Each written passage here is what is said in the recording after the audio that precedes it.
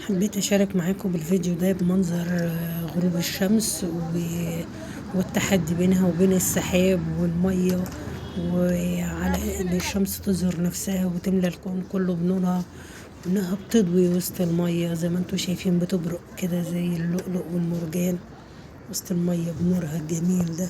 وتحدي الشمس والسحاب، إن السحاب بيحاول يغطي على الشمس، والشمس بتحاول تتحدى السحاب وتظهر نفسها لتملى النور، لتملى الكون كله بنورها.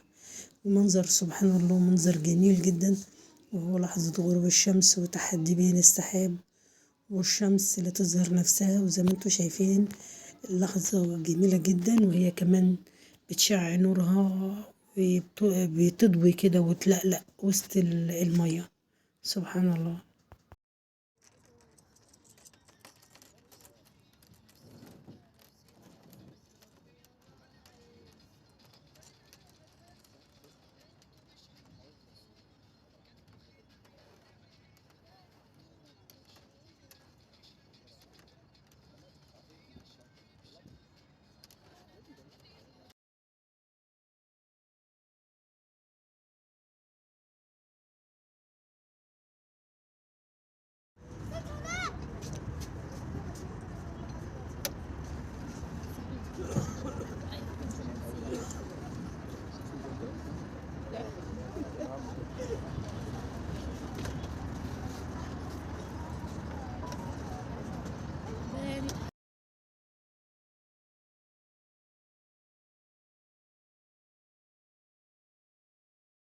وزي ما انتوا شايفين المنظر مش محتاج كلام، المنظر بس نفضل نقول سبحان الله سبحان الله على المنظر الجميل ده. وهي منظر نور الشمس وهي بتغرب برضو بتحاول تتحدى السحاب، والسحاب بيجمع نفسه، ولكن سبحان الله.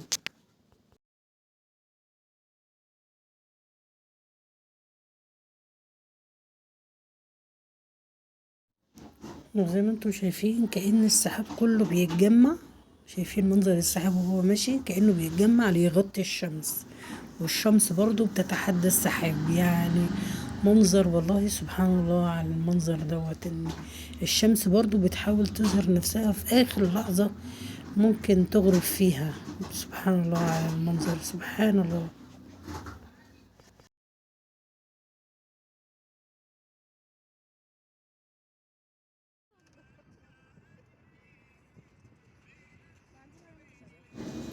فعلا سبحان الله، دي مش لحظة غروب، دي لحظة تحدي بين السحاب والشمس.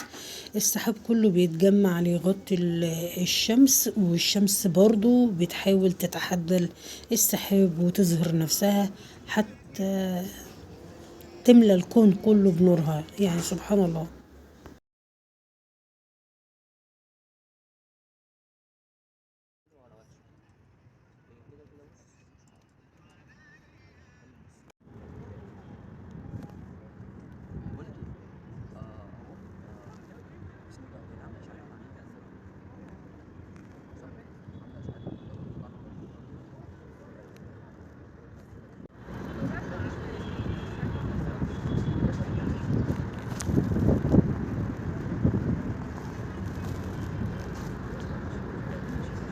بس الولد ده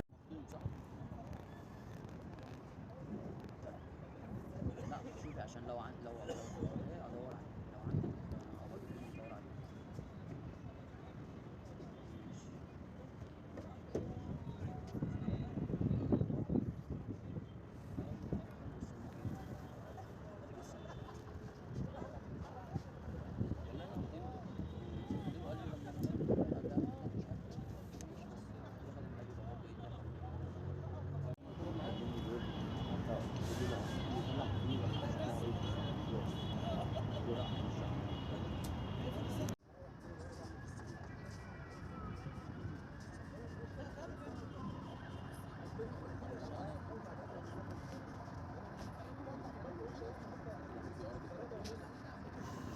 المنظر ده كان آخر لحظات غروب الشمس بعد ما السحاب سيطر تماما على السماء.